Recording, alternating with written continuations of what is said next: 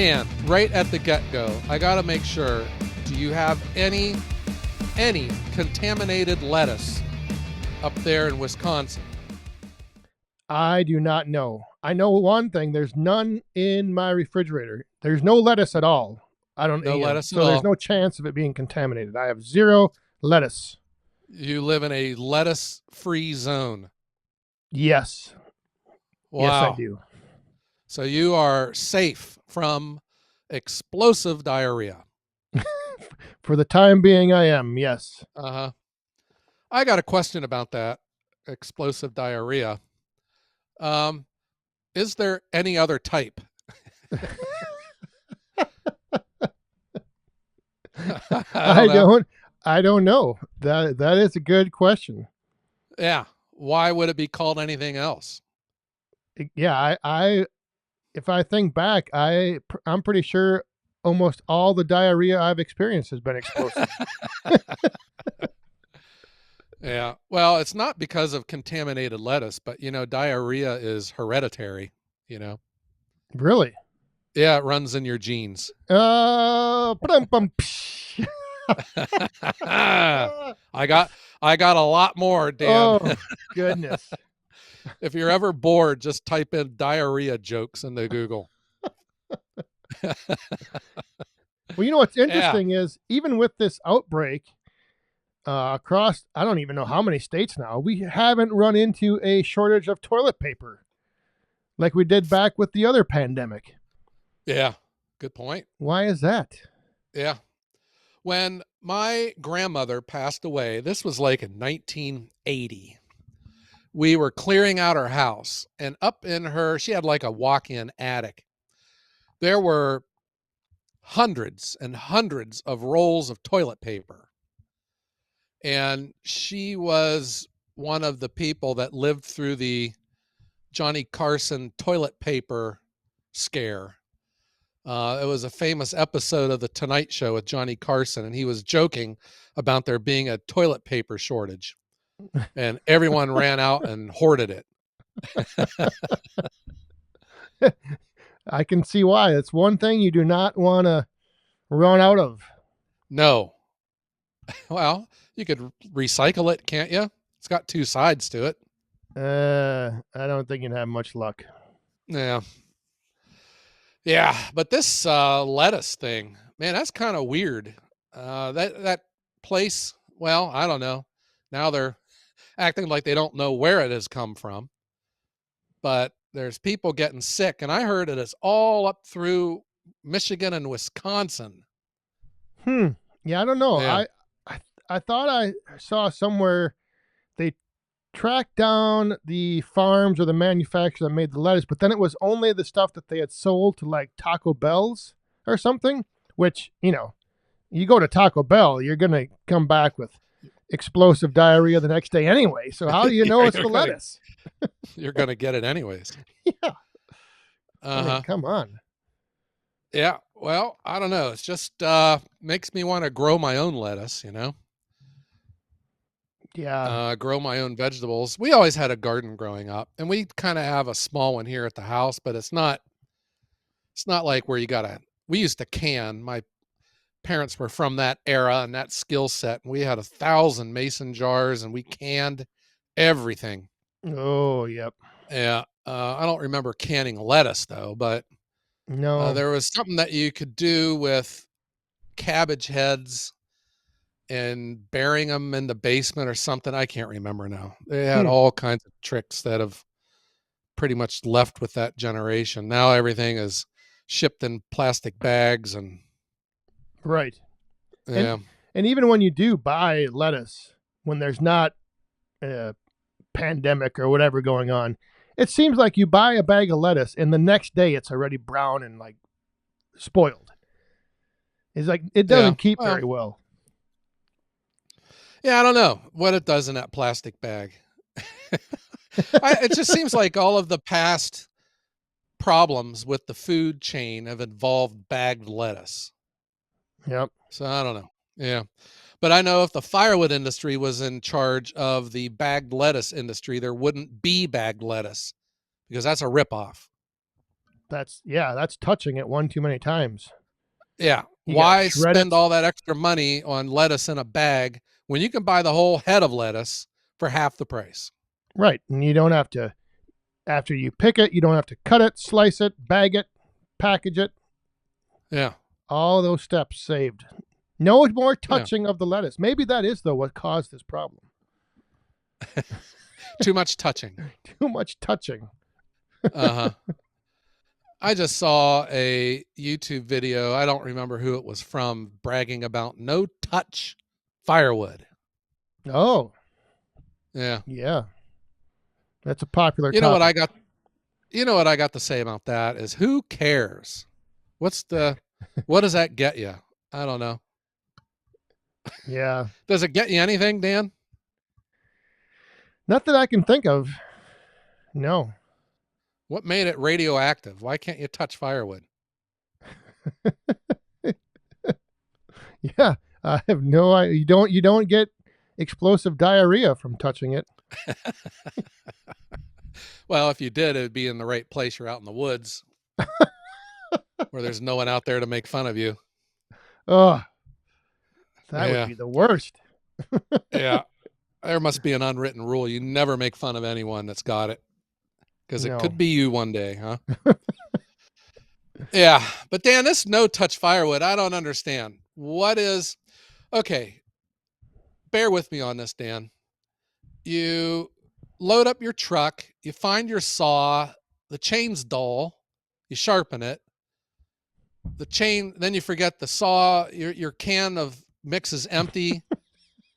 You got to stop at the hardware store and buy some two-stroke oil, go to the gas station, fill up your can, and then you realize you forgot your barn chain oil, so you got to go back to the store, get your barn chain oil. Then you drive out into the woods. There's that tree that's been laying on the ground. It's covered in briars and branches. You get out your saw and cut off all the branches.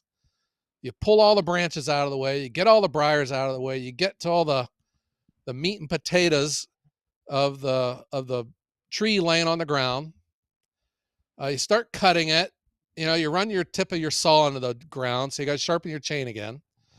Then you get out your log ox timber jack and you pick the log up off the ground and you cut it into 16-inch rounds. And then you put your saw away, and then you get your log ox or your log right hookaroon. You start picking up the rounds and you throw them into the back of your truck. You with me, Dan? I'm with you so far. Uh-huh. And then, you get your truck all loaded up, you put your equipment in the truck, and then you drive home, and then you dump all of the rounds out onto the ground because you got to go to work tomorrow. And then the next day you come out, you find your log splitter, you gas it up, you start it up, you split the wood, it falls onto the ground, and all of that rounds are now split into firewood. They're laying on the ground. And then you bend down to pick up the firewood to move it into a stack, and someone comes out of the from behind the curtain and yells at you, "Don't touch it! You're going to lose everything if you touch the firewood. Don't do it." Yeah. Drop it right there. Yeah, Don't do it. that is that is. I don't understand any of this. Why do people think this?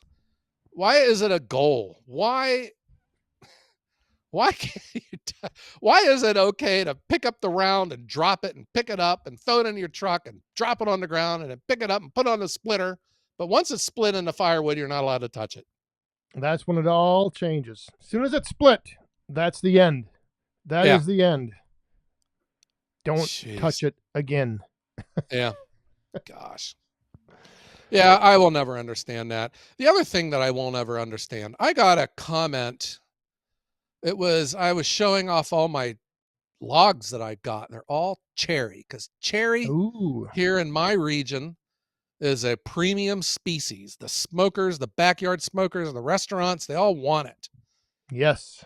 And they will pay a premium for it, which is the way my brain works. Because why make pine into firewood? because it takes the same amount of labor as it does to make that same stuff into hickory. And what you're left with is worth much more money. So why mess with pine?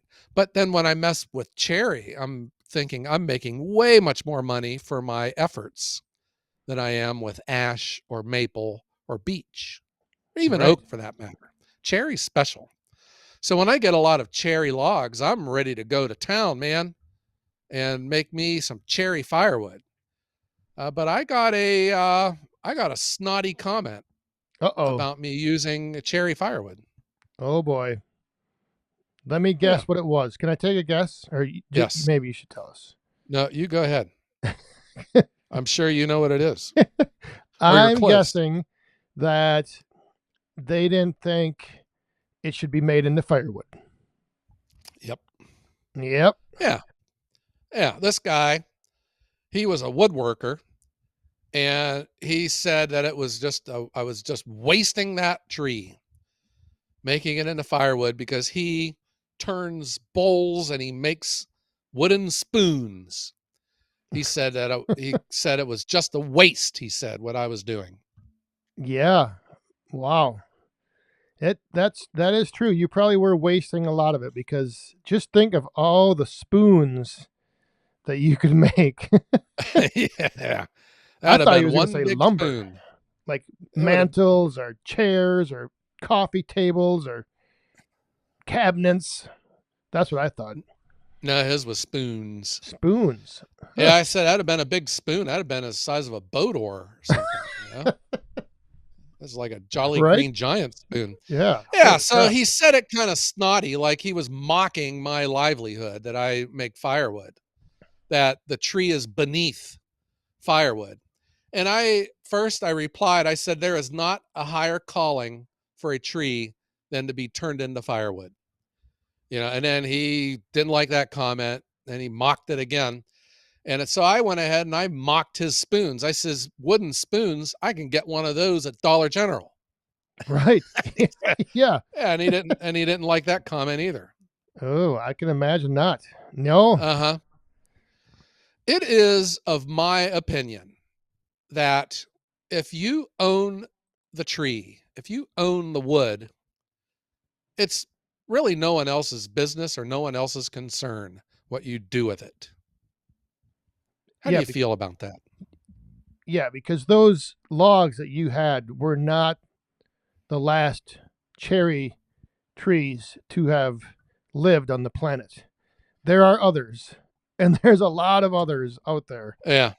And I have the same thing with even when I have oak. People will say, "Oh, that would have made a nice saw log," or cherry is the same thing. Oh, that would have made some beautiful cabinets or furniture or a mantle. Or but when you like, let's say I would do a live edge slab of a cherry log. That customer who buys that is only going to buy one and be done. So Yeah. what better use of a log than to turn it into firewood where you get repeat customers? And to your point, firewood, I think, is what every tree wants to become. It I is the think so too. highest. Yes. Yeah. Trees don't want to become pianos No. My or end goodness. tables. Or chairs and No. have somebody sit on them? No.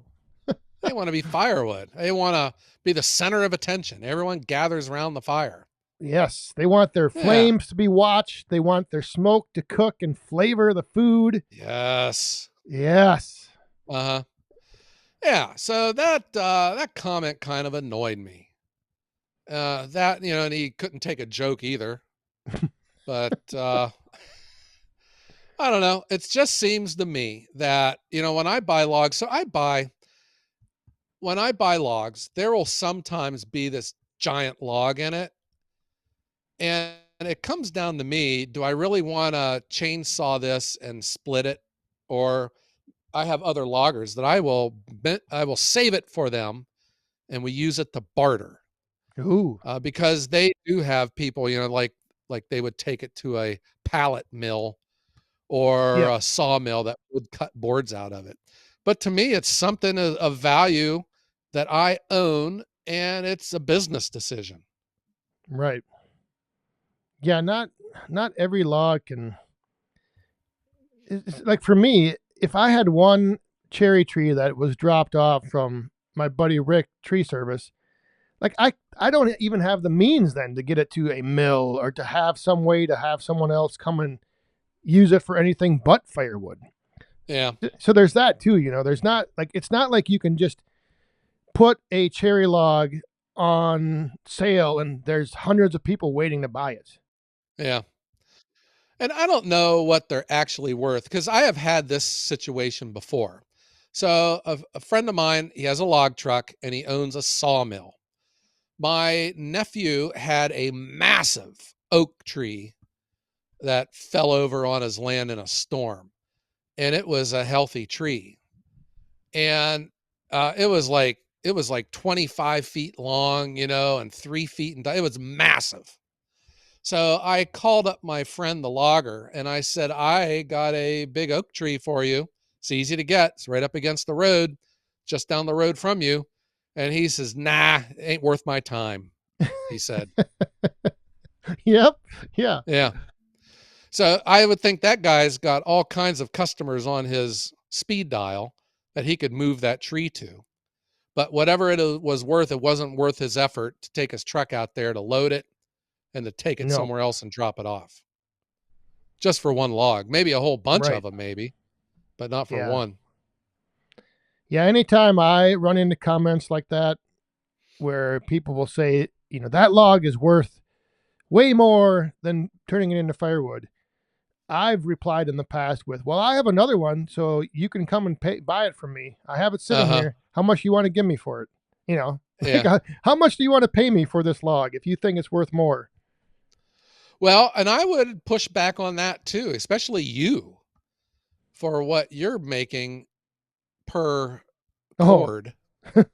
yeah, it's I way would say different. that that log is worth way more as small firewood than it would be as a stupid wooden spoon.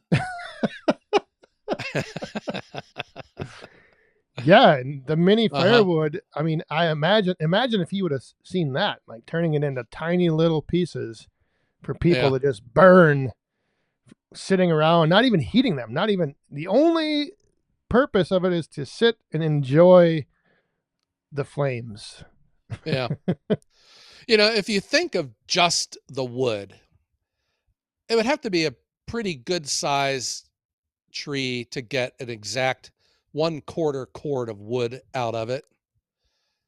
Of course, now we're not talking about the energy and diesel to harvest the tree and to process it into firewood and stuff. But just for the tree, you could get, I mean, how many small firewoods can you get out of a quarter cord of wood? A lot, I guess. So you could make a lot of money off of one tree Yeah, if you're looking at it as a business decision. I mean, if you're the romantic type and that you could make a family heirloom that would be passed down for generation to generation, I understand that. But I'm not in business for warm, fuzzy feelings. I'm in it to make my house payment and to keep gas in the gas tank. yes. Yeah, I mean, and that's the whole thing is some people, that's what they want to do with a cherry log that they get is turn it into something special or make a box of spoons. They all have a place in the market, but for your business and for my business, if I get a log of cherry, it's all becoming 5.5 inch long pieces of mini firewood. Yeah. Yeah.